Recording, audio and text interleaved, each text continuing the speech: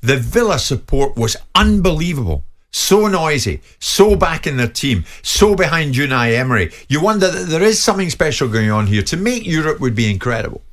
It's certainly, well, they'll certainly make Europe by the looks of things. I know other teams have got games in hand, but the form they're on, only Manchester City have got better current form than them. It shows how good they're doing.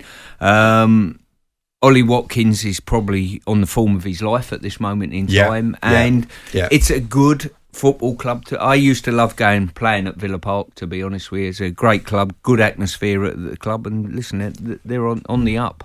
I think they are. I mean, Simon, when you look at it, much like Roy goes into Palace, things change. But this guy, Emery, he arrives in October. He's taken the club from 16th to 6th. Yeah.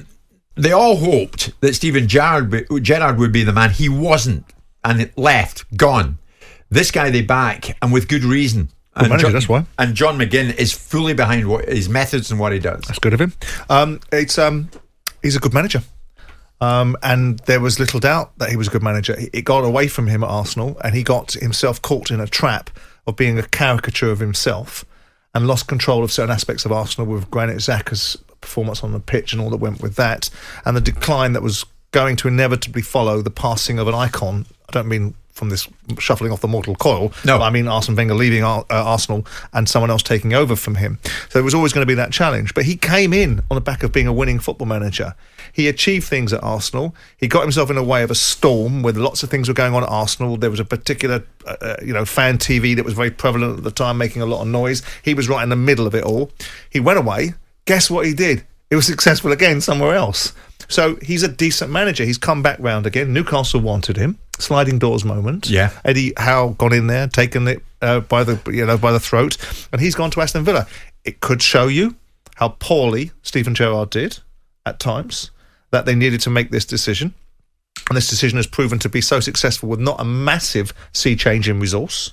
There hasn't been a massive, deluge of players brought in to support the Emery way, so he worked with what he got. What I did see, Simon, was a very downbeat Philippe Coutinho walking through the mix zone with his family at the end.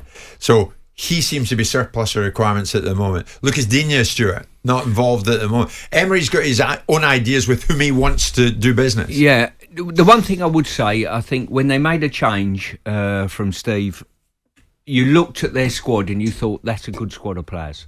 You know, the only way was up from there, from the outside, looking at them. Sometimes you walk through the door, you haven't got the players to work with. He had the players to work with. It was just getting the formula. And I think Steve sort of, it was almost, we've got to play Coutinho every week, and he struggled with that a little bit to sort of get that balance within the team. Yeah, but that's a strange conclusion to have to make, because part and parcel responsibility of a manager is to recognise when a player isn't doing their job and not feel the obligation to play him.